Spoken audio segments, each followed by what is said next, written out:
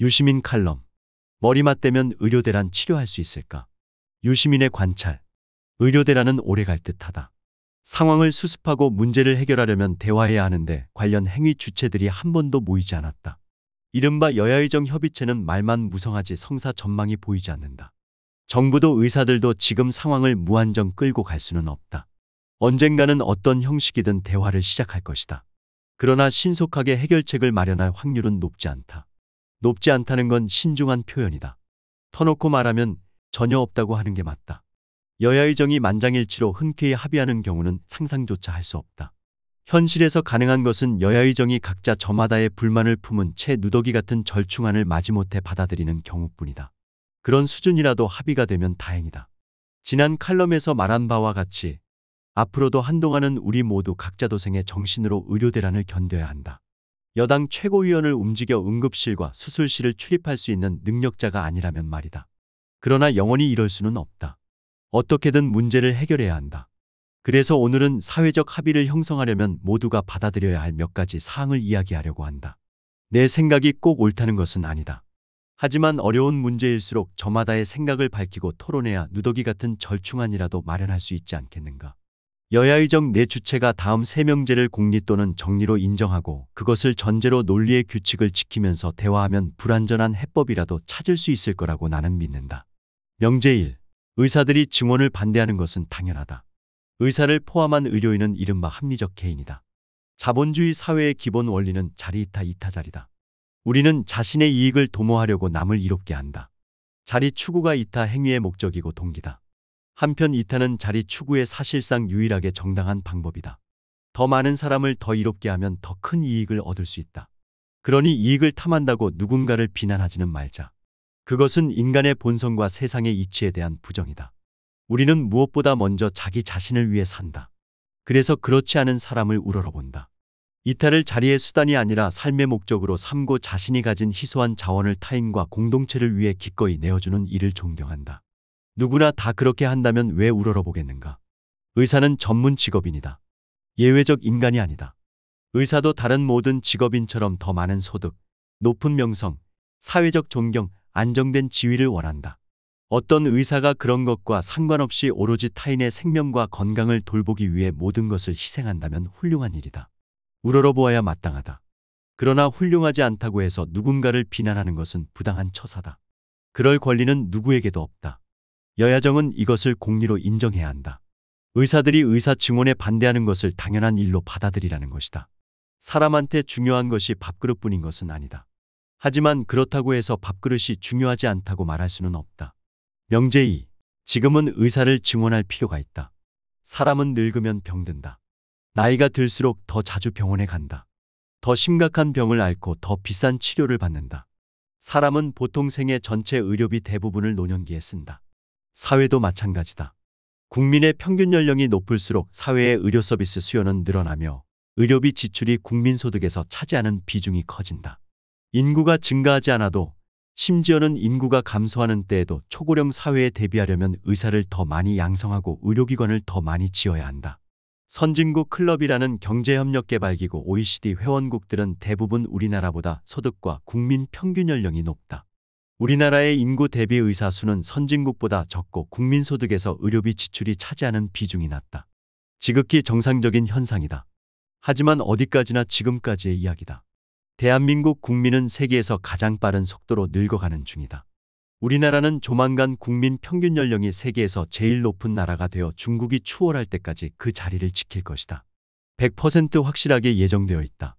의사를 더 많이 양성하지 않으면 우리 사회는 조만간 지금과는 비교할 수 없을 정도로 심각한 의사 부족 문제를 겪게 된다. 여야정은 이 명제를 정리로 인정하지만 의는 거부해왔다. 개별 의사들은 어떨지 모르지만 의사단체들은 완강하게 부정했다. 다른 이익 집단이 다 그러하듯 의사들도 폐쇄형 군중이다. 폐쇄형 군중은 그 집단을 구성하는 개인보다 지적으로 열등하며 정서적으로 충동적이다. 의가 이 명제를 어느 정도라도 인정하지 않으면 의료대란을 풀 방법이 없다. 명제 3. 의료 서비스는 시장 원리에만 맡겨서는 안 되는 특수 상품이다. 경제학에서는 의료 서비스 시장이 불완전하다고 한다. 시장 실패라는 말도 쓴다. 무엇보다 의료 서비스 수요자인 환자한테 선택권이 없다. 소비자 주권이 성립하지 않는 시장이다. 환자는 자신에게 어떤 의료 서비스가 필요한지 모른다. 의사가 자신에게 필요한 서비스를 적정하게 제공했는지를 판단하지 못한다. 통증이 극심하거나 의식이 불명료하거나 중대한 급성 질병에 걸렸거나 응급처치가 필요한 외상을 입었을 경우 환자와 가족은 의사를 상대로 가격 흥정을 할 수 없다. 요구하는 대로 다 주거나 치료를 포기할 수 있을 따름이다. 그래서 정부가 개입한다. 크고 복잡한 제도를 운영한다. 의사면허제도, 의료법, 국민건강보험, 건강보험심사평가원, 의료기기와 약품에 대한 인허가, 서비스 가격, 의료수가 통제 같은 것이다. 의사들은 이 모든 것에 불만을 느낀다. 하지만 이게 전부가 아니다. 정부의 인허가와 가격 통제로는 해결할 수 없는 시장 실패 현상이 더 있다. 정부는 헌법이 보장한 기본권을 침해하지 못한다. 직업 선택의 자유, 영업 장소 선택을 포함한 거주 이전의 자유 같은 것이다. 의사 자격시험에 합격한 의대 졸업생들은 가성비 낮은 전공을 피한다. 위험하고 힘든데 보상이 충분하지 않거나 근본적으로 돈벌이가 어렵거나 야간 진료나 비상근무를 해야 하는 전공을 기꺼이 선택하는 경우는 많지 않다. 여러 요소를 종합해 제일 좋아하고 자신의 성적으로 진입할 수 있는 진료 과목을 저마다 전공으로 선택한다. 선호 전공은 시장 상황에 따라 달라지는데 요즘은 피부과, 안과, 영상의학과 같은 과목이 인기가 높고 응급의학과, 외과, 흉부외과, 산부인과, 소아과 등은 기피 대상이라고 한다. 근무할 병원이나 개업할 지역을 선택할 때도 당연히 유불리를 따진다. 그래서 사회에 꼭 필요한 필수 의료 분야의 전문의가 크게 모자라는 상황이 생긴다. 어떤 지역에는 병원과 의사가 절대적으로 부족해진다. 의사를 도덕적으로 비난하는 것은 옳지 않다. 비난해봤자 도움될 것도 없다. 의대 입학 정원을 늘려 의사를 증원해도 문제를 다 해결할 수는 없다. 그것 하나만으로는 충분하지 않다.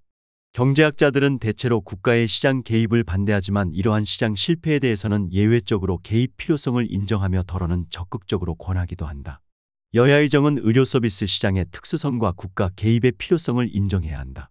특히 의가 이명제를 정리로 받아들여야 한다. 지금까지 말한 것을 요약한다. 한국은 고령화 속도가 세계에서 가장 빠르다. 고령화 사회에는 더 많은 의사가 필요하다. 무작정 의사 수만 늘린다고 해서 만사형통은 아니다. 의사 양성 과정의 특성을 고려해 수립한 장기 계획에 따라 속도를 조절해야 한다. 예상하지 못한 충격을 주지 않고 의료 서비스 시장을 확장하는 것이 바람직하다. 필수 의료 분야 전문의를 충분히 양성하고 의료 서비스의 지역 불균형을 해소할 수 있는 미시적 보완책을 겸비할 필요가 있다. 합리적 개인으로서 자신의 이익을 추구하는 의사들의 반대를 누그러뜨릴 수 있도록 정책의 우선순위를 조정하고 부작용을 줄여야 한다. 의사 증원 정책은 의사들의 반대와 저항을 부른다.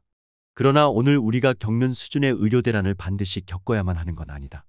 의사들은 어떤 경우에도 반대 행동을 하겠지만 의사 증원을 어떤 방법과 속도로 하느냐에 따라서 저항의 강도는 달라질 수 있다.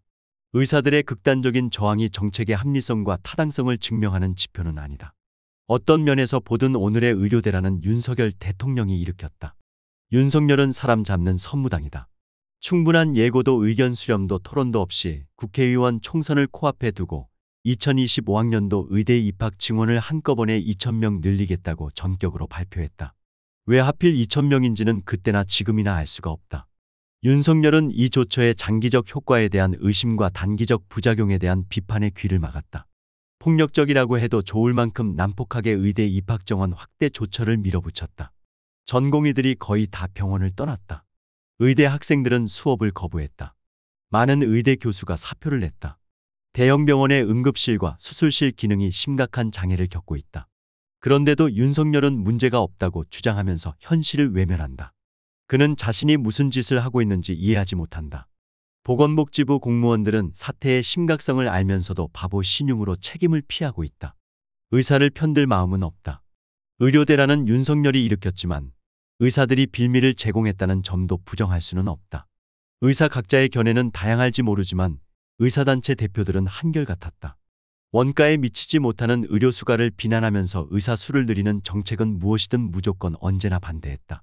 정부와 국회와 국민은 명제 2와 명제 3을 받아들였다.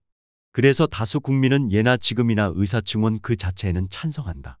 나쁜 방식으로 이를 추진하는 윤석열을 비판할 뿐 의사들의 투쟁을 응원하지는 않는다. 사회에 필요하고 국민이 원하기 때문에 과거 정부도 다양한 방식으로 의사 증원 방안을 강구했다. 노무현 정부와 문재인 정부도 그랬다.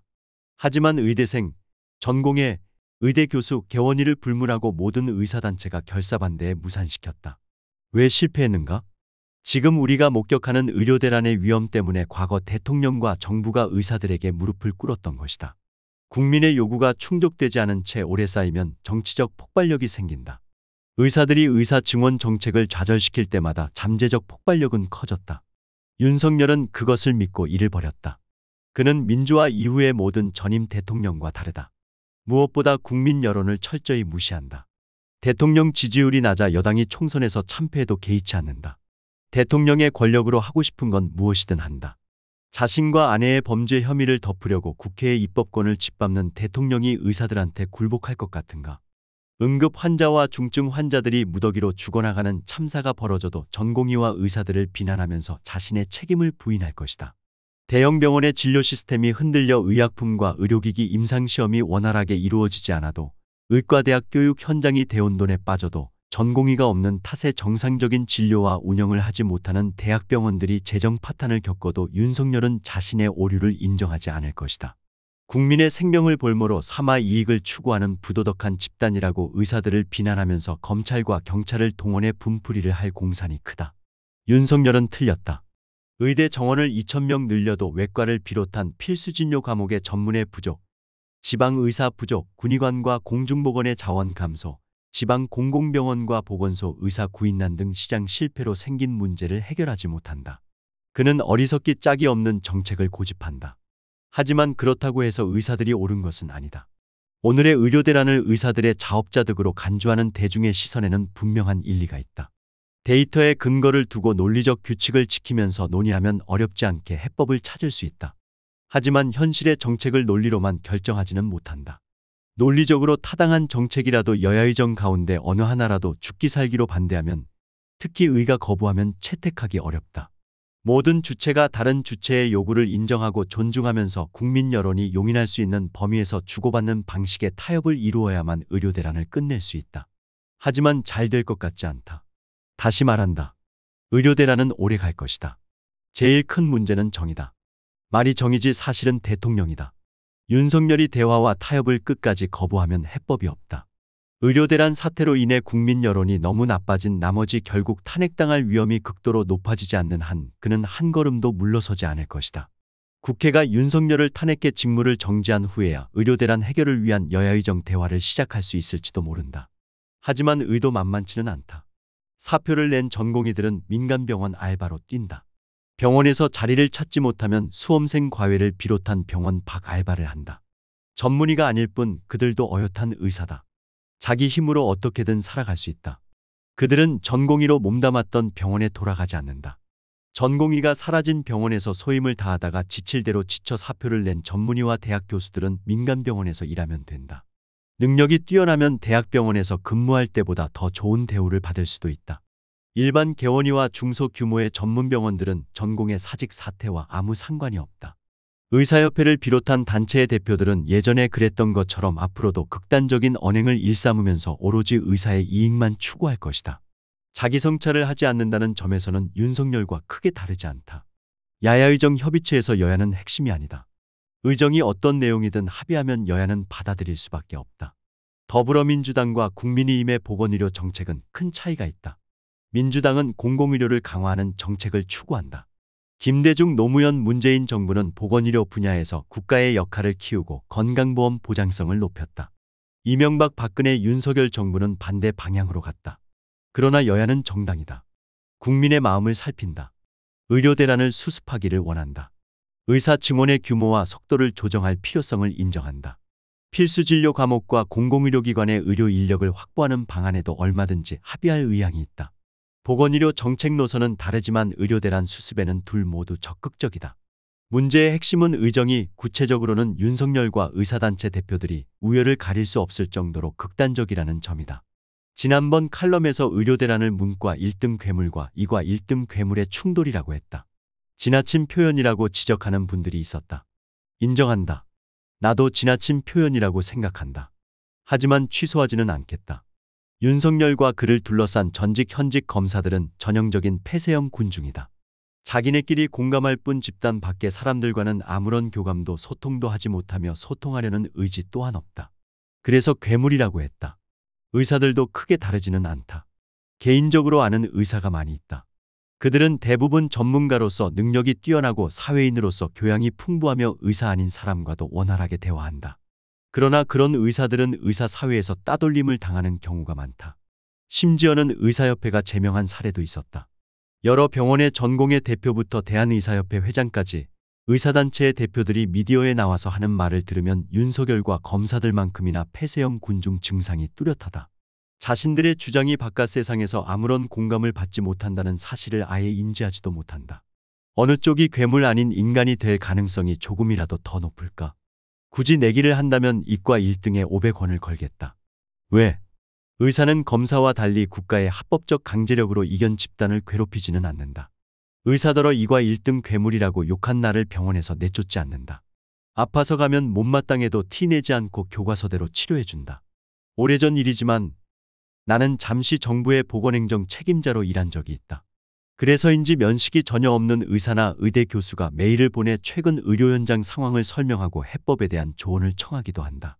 하지만 대통령실이든 보건복지부든 윤석열 정부에서 나라실 하는 사람이 의료대란 사태와 관련해 내 의견을 물은 일은 한 번도 없었다. 앞으로도 없을 것으로 생각한다. 결자해지라는 옛말은 원칙적으로 옳다. 매듭은 지은 사람이 잘 풀 수 있다. 어떤 문제든 그 문제를 만든 사람이 잘 해결할 수 있다. 하지만 그런 이치를 적용할 수 없는 경우도 있다. 매듭을 지어놓고서도 자신이 매듭을 지은 줄 모르거나 알긴 하는데 어떻게 매듭을 지었는지 기억하지 못하면 결자해지를 할 수 없다. 윤석열은 의료대란을 의사들이 일으켰다고 생각한다.